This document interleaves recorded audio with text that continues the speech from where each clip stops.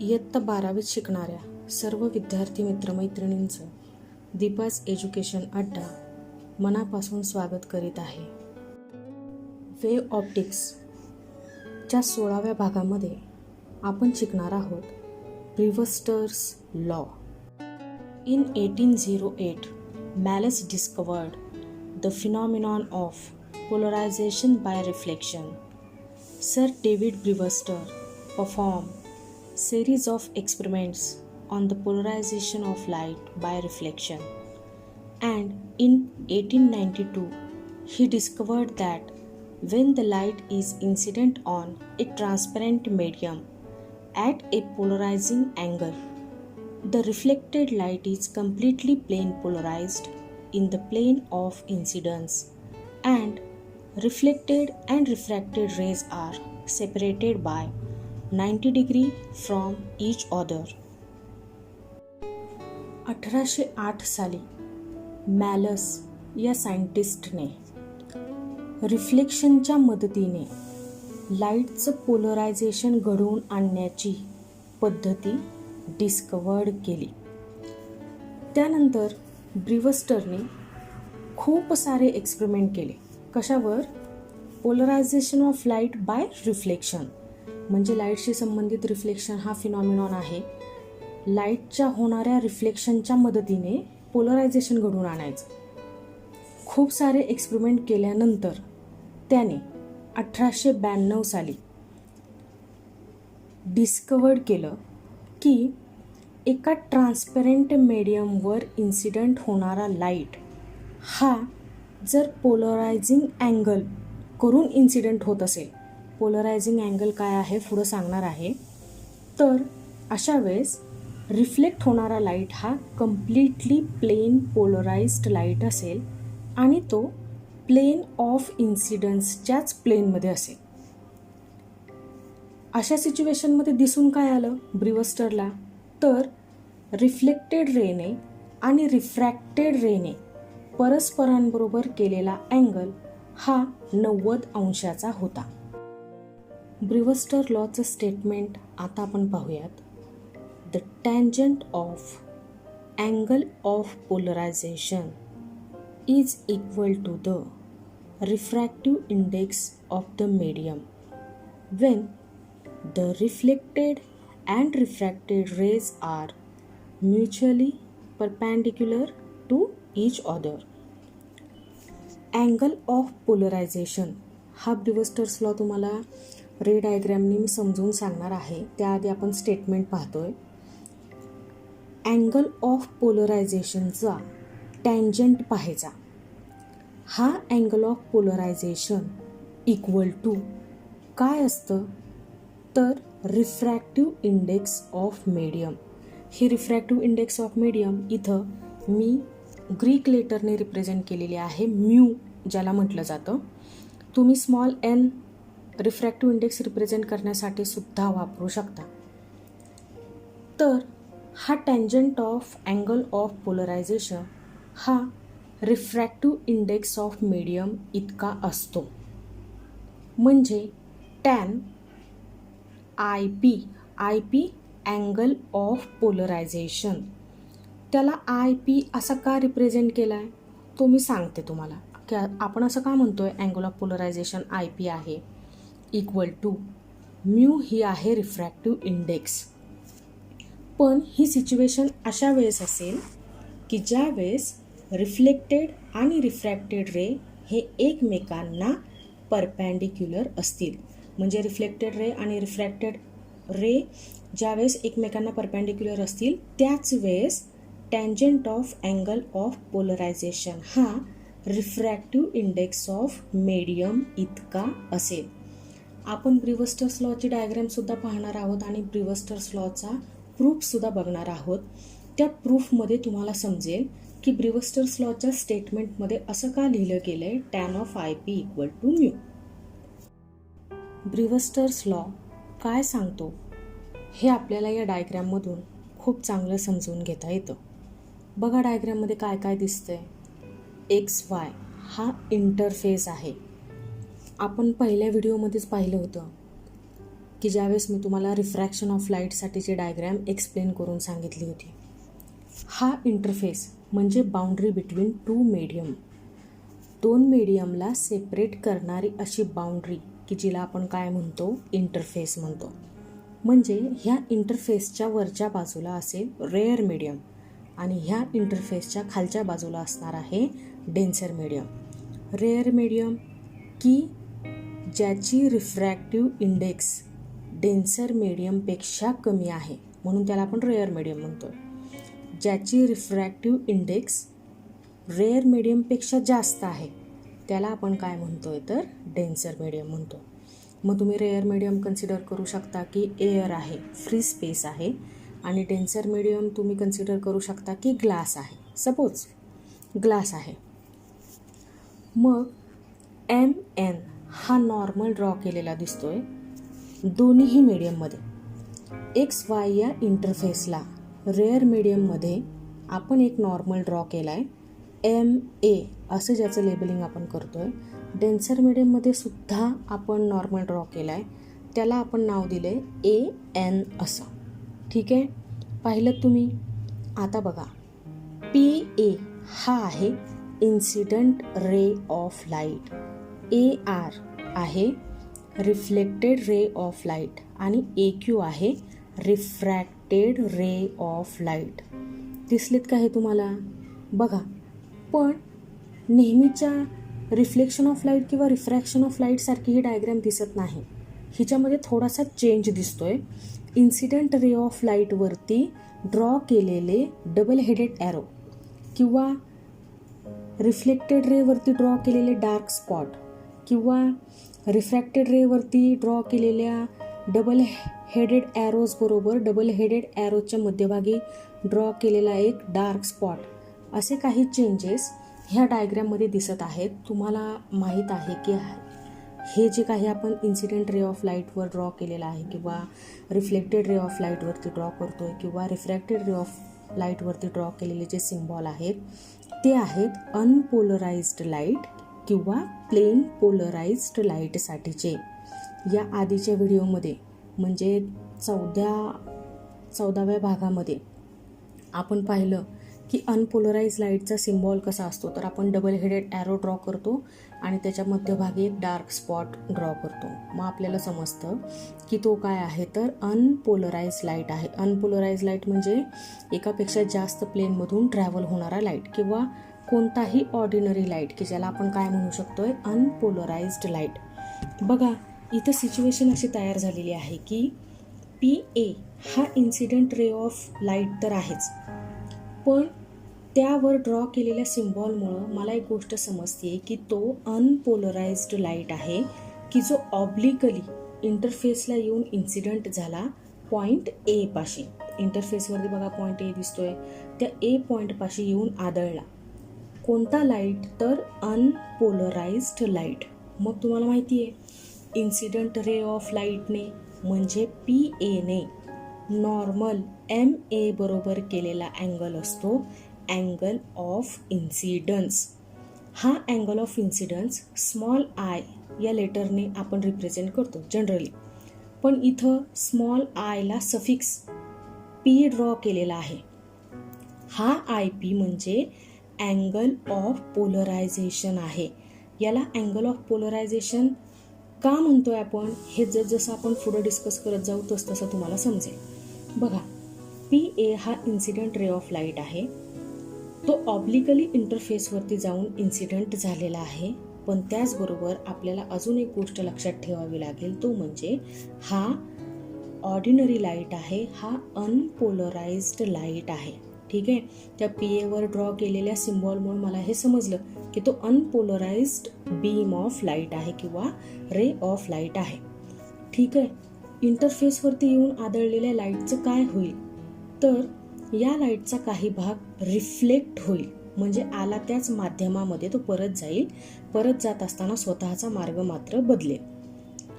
तसेच या लाईटचा काही भाग रिफ्रॅक्ट होईल, म्हणजे तो काय होईल तो दुसऱ्या माध्यमामध्ये निघून जाईल, डेन्सर मीडियममध्ये निघून जाईल.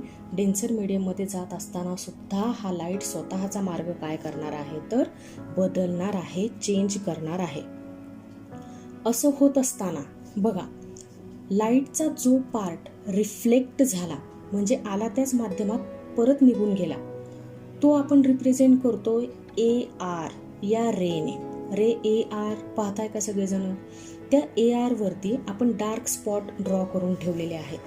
ते डार्क स्पॉट रिप्रेझेंट करत आहेत प्लेन पोलराइज्ड लाईट. तो प्लेन पोलराइज्ड लाईट आहे, पण त्या रेवर ड्रॉ केलेले जे डार्क स्पॉट आहेत ते सांगतात आहे की हा लाईट तर प्लेन पोलराइज्ड आहे, पण हा प्लेन ऑफ पेपरला परपॅन्डिक्युलर आहे.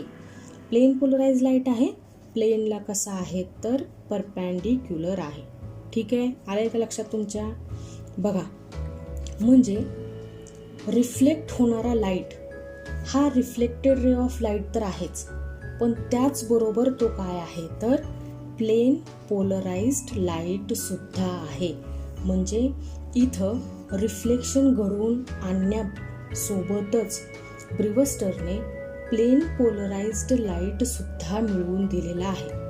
पण हे रिफ्लेक्शन होत असताना आपल्याला अजून एक गोष्ट नोटीस करावी लागेल, ती म्हणजे लाईटचा जो भाग रिफ्रॅक्ट झाला म्हणजे दुसऱ्या माध्यमात गेला, तो रिफ्रॅक्ट झालेला लाईटचा भाग आपण रिप्रेझेंट करतोय AQ या रेने. बघा, AQ या रेचं निरीक्षण करा. तुम्हाला 2 टाईपचे सिम्बॉल त्या AQ रिफ्रॅक्टेड रेवर ड्रॉ केलेले दिसतील. एक दिसतोय डबल हेडेड ॲरो, त्याच्या सेंटरला काय आहे डार्क स्पॉट आहे, आणि दुसरा डबल हेडेड ॲरो आहे पण त्याच्या सेंटरला डार्क स्पॉट नाही. म्हणजे बघा, इथं आपल्याला 2 प्रकारचा लाईट मिळाला. एक तर अनपोलराइज्ड लाईटचा सिम्बॉल दिसतोय, आणि दुसरा नुसताच double headed arrow dark spot नसलेला, तो आहे plane polarised light in the plane of paper. मग आता ह्या दोघांचं कॉम्बिनेशन मला तिथे दिसतंय की लाईटचा थोडाफार भाग पोलराइज्ड झालेला आहे आणि बाकी तर काय आहे अनपोलराइज्ड लाईट आहे. अशा सिच्युएशनमध्ये तुम्ही असं म्हणाल की आपल्याला नक्की मिळालं काय? रिफ्रॅक्ट होत असणाऱ्या लाईटने तुम्हाला मिळून काय दिलं? तर इथं आपल्याला मिळाला पार्शियली पोलराइज्ड लाईट. हे 2 सिम्बॉल असे मिक्सअप झाले म्हणून तुम्ही म्हणाल की हा AQ refracted ray of light तर आहेच आहे, शिवाय तो काय आहे तर पार्शियली पोलराइज्ड लाईट सुद्धा आहे. कळलंय का तुम्हाला? बघा, इन्सिडेंट रे PA हा आहे unpolarized light. Reflected ray AR हा काय आहे तर plane polarised light. Plane polarised light आहे, सोबत तो कसा आहे तर perpendicular to the plane of paper. त्यानंतर AQ हा रिफ्रॅक्टेड रे ऑफ लाईट आहे, त्याशिवाय तो काय आहे तर पार्शियली पोलराइज्ड लाईट. आता मी तुम्हाला म्हणत होते की reflected ray of light and refracted ray of लाईटचं निरीक्षण तुम्ही करा, तर तुम्हाला असं दिसेल की AR ह्या रिफ्लेक्टेड रेने AQ ह्या रिफ्रॅक्टेड रे बरोबर 90 डिग्रीचा अँगल केलेला आहे. बघा, म्हणजे एक गोष्ट ब्रिवस्टरला आपल्याला सांगायची आहे, ती म्हणजे अशी की ज्या वेळेस रिफ्लेक्टेड रे आणि रिफ्रॅक्टेड रे म्हणजे AR आणि AQ मध्ये 90 डिग्री अँगल इस्टॅब्लिश्ड होईल, फक्त त्या आणि त्या वेळेसच AR हा रिफ्लेक्टेड रे काय असेल तर प्लेन पोलराइज्ड लाईट असेल. ठीक आहे, मग आता हे मिळवायचं कसं? हा रिफ्लेक्टेड रे रिफ्रॅक्टेड रेला 90 डिग्रीमध्ये कधी येईल? म्हणजे रिफ्लेक्टेड रे आणि रिफ्रॅक्टेड रे एकमेकांना परपॅन्डिक्युलर कधी असतील? तर ते एका पर्टिक्युलर अँगल ऑफ इन्सिडन्सला एकमेकांना परपॅन्डिक्युलर येतात. म्हणजे PA हा इन्सिडंट रे ऑफ लाईट त्या MA बरोबर ज्या वेळेस IP हा पर्टिक्युलर अँगल तयार करेल, त्याच वेळेस फक्त रिफ्लेक्टेड रे अँड रिफ्रॅक्टेड रे एकमेकांना परपॅन्डिक्युलर असतील.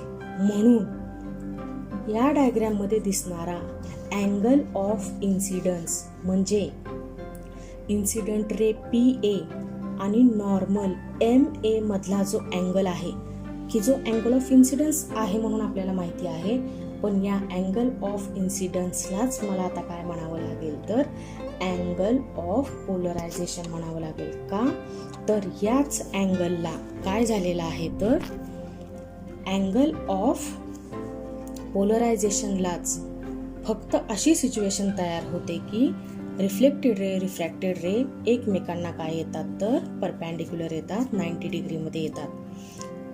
म्हणजे रिफ्लेक्टेड रे आणि रिफ्रॅक्टेड रेला परपॅन्डिक्युलर आणणं किंवा लाईटच्या रिफ्लेक्शनमधून प्लेन पोलराइज्ड लाईट मिळवणं हे कशावरती डिपेंड असतं तर हे त्या अँगल ऑफ इन्सिडन्सवरती डिपेंड असतं की जो अँगल इन्सिडंट रेने नॉर्मल MA बरोबर बनवलेला आहे. म्हणून त्या अँगल ऑफ इन्सिडन्सलाच आपण काय म्हणायचं तर अँगल ऑफ पोलरायझेशन. परीक्षेमध्ये बऱ्याचदा ब्रिवस्टर्स लॉ साठीची ही जी डायग्रॅम आहे ती 2 मार्कांसाठी विचारली जाते. आपल्याला नीट लेबल्ड डायग्रॅम ड्रॉ करायची असते. ती डायग्रॅम ड्रॉ करत असताना तुम्ही फक्त लक्षात ठेवायचं की अनपोलराइज्ड लाईट कुठं आहे, पार्शली पोलराइज्ड लाईट कुठं आहे, प्लेन पोलराइज्ड लाईट कुठं ड्रॉ करायचं आहे. म्हणजे unpolarized light, partly polarized light आणि प्लेन पोलराइज्ड लाईटसाठीचे सिम्बॉल आपल्याला योग्य त्या इन्सिडेंट रे, रिफ्लेक्टेड रे आणि रिफ्रॅक्टेड रे वरतीच दाखवावे लागतील. ते सिम्बॉल दाखवत असताना जर आपण चूक करत असू तर आपल्याला ह्या डायग्रॅमसाठीचे 2 मार्क दिले जात नाहीत. आली का लक्षात तुमच्या ही डायग्रॅम? ह्या डायग्रॅममध्ये अजून एक गोष्ट तुम्ही नोटीस करत असाल की P, A आणि Q हे एका सरळ रेषेमध्ये येतात. म्हणजे याचा अर्थ असा की जर मी P पासून वरच्या बाजूने Q पर्यंत अँगल मोजत असेल तर तो अँगल तयार होतो 180 डिग्रीचा. ठीक आहे, लक्षात राहतंय का तुमच्या? P पासून Q पर्यंतचा जो अँगल आहे तो जर आपण मोजला तर तो असेल 180 डिग्रीचा. कारण PAR हा अँगल होईल 90 डिग्रीचा आणि RAQ हा अँगल सुद्धा काय तयार होईल 90 डिग्रीचा. म्हणजे 90 + 90 P पासून Q पर्यंतचं जे अंतर आहे डिग्रीमध्ये ते किती तयार होणार आहे 180 डिग्री. कळली का तुम्हाला डायग्रॅम? ज्यावेळेस draw neat labelled diagram for Brewster's law किंवा draw neat labelled diagram for obtaining plane polarised light using reflection अशा पद्धतीचा प्रश्न विचारला जातो, त्यावेळेस आपल्याला तुम्हाला समोर दिसत असलेलं लेबलिंग त्या डायग्रॅमच्या खाली लिहावं लागतं. तर आपल्याला पूर्ण त्या प्रश्नासाठीचे 2 मार्क मिळतात. बघा मग आपण ते लिहितोय. XY हा काय आहे तर प्लेन रिफ्रॅक्टिंग सरफेस किंवा तुम्ही ह्याला इंटरफेस असं सुद्धा लिहू शकता. अँगल PAM हा काय दिसत होता आपल्याला तर अँगल I. अँगल I म्हणजे काय आहे तर अँगल ऑफ इन्सिडन्स. पण हाच अँगल ऑफ इन्सिडन्स आपल्यासाठी काय म्हणून काम करतो तर प्लेन पोलराइज्ड लाईट मिळवून देण्याचं काम करतो. म्हणून ह्याला पोलरायझिंग अँगल असं सुद्धा म्हटलं जातं. ब्रिवस्टरने हे डिस्कवर केलेली मेथड आहे म्हणून आपण ह्याला ब्रिवस्टर्स अँगल असं सुद्धा म्हणू शकतो. अँगल MAR हा काय आहे तर अँगल R1 म्हणजे हा काय आहे तर angle of reflection. Angle NAQ हा आहे अँगल R2 म्हणजेच angle of refraction.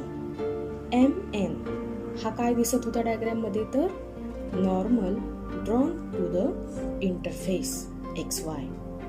PA incident ray की जो होता unpolarized light. AR reflected ray की जो होता प्लेन पोलराइज्ड लाईट. AQ हा आहे रिफ्रॅक्टेड रे की ज्याने तुम्हाला दिलं पार्शियली पोलराइज्ड लाईट. हे लेबलिंग करायचं असतं डायग्रामच्या खाली म्हणून आपण ते केलं. डायग्रामचं डिस्क्रिप्शन आपल्याला अशा पद्धतीने लिहिता येतं. Consider an unpolarized light PA is incident obliquely on surface XY in the air medium.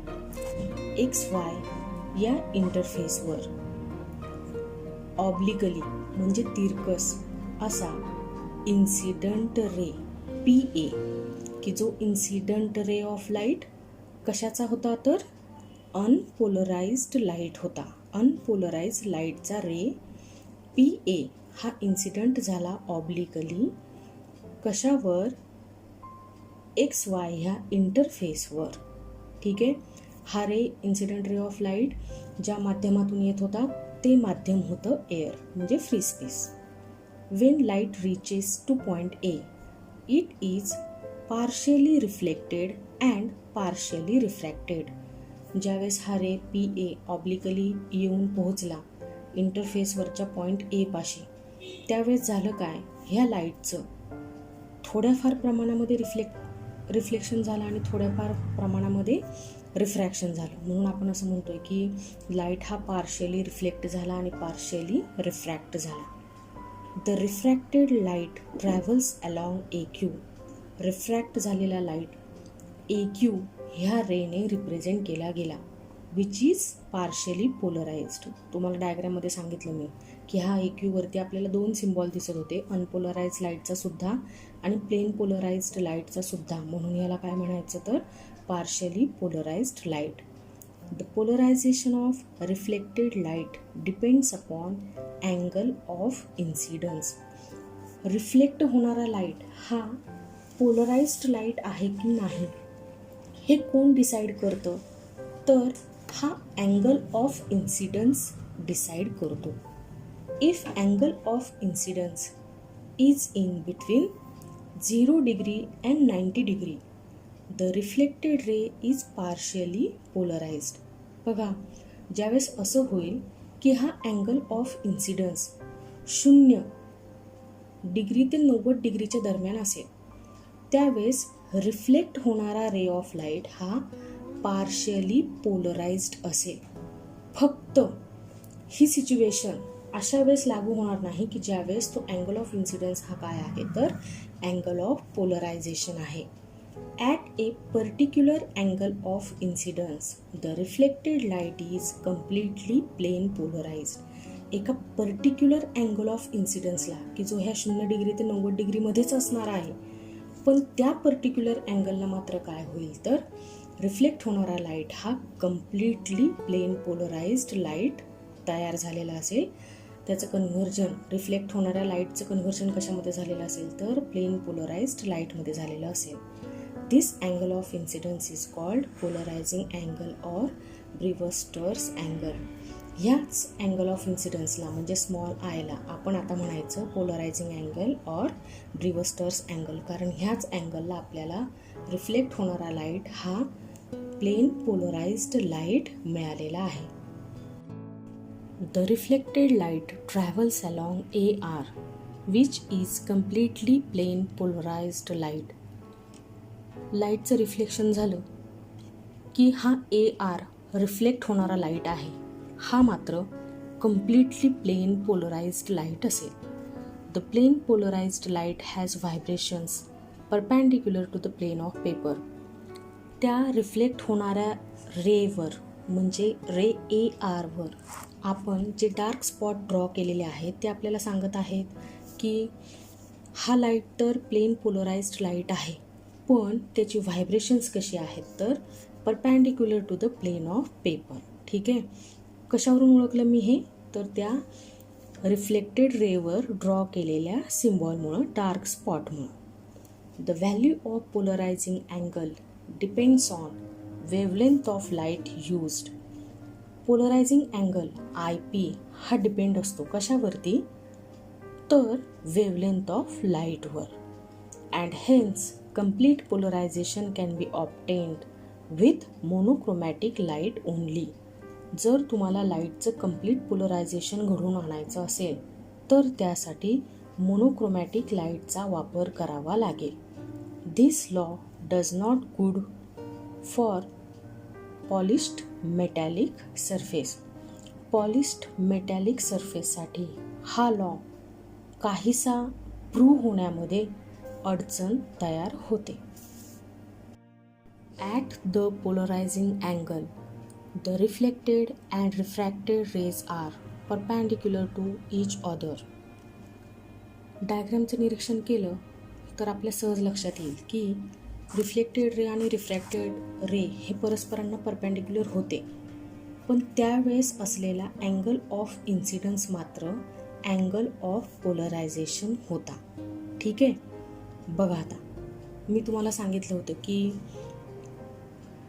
P, A आणि Q हे एका सरळ रेषेमध्ये तुम्हाला दिसत आहेत, हे तिन्हीच्या तीनही पॉईंट.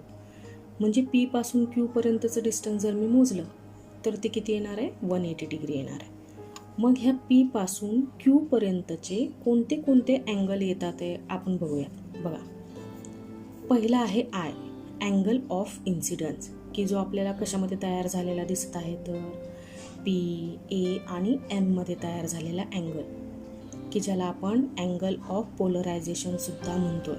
ते आपण नंतर बघूया. आता आपण सध्या म्हणूयात त्याला की तो काय आहे? अँगल ऑफ इन्सिडन्स आहे. त्यानंतर अँगल दिसतोय MAR, की जो आहे अँगल ऑफ रिफ्लेक्शन. आणि त्यानंतर RAQ हा 90 डिग्रीचा अँगल तुम्हाला दिसतोय रिफ्लेक्टेड रेने रिफ्रॅक्टेड रे बरोबर केलेला. ह्या तिघांची बेरीज I + R1 + 90 he equal to असायला पाहिजे 180 डिग्री. का तर फिगरमध्ये मला तसं दिसतंय.